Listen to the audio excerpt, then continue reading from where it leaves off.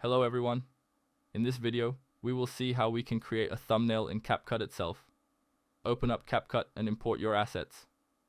Now drag the asset to the timeline. Click on the pen icon named Cover. Now you will see a screen pop up. You can select any frame of your video. You can even select a new background from your local device.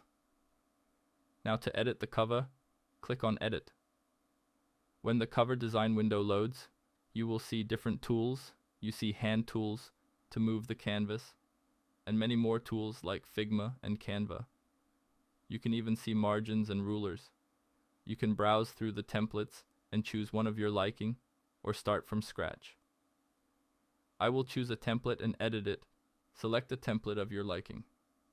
When done with the design, click on Save. Now to export the thumbnail, export the video, and you will see that video you exported has an image with it in a folder. If this video was helpful, please consider subscribing.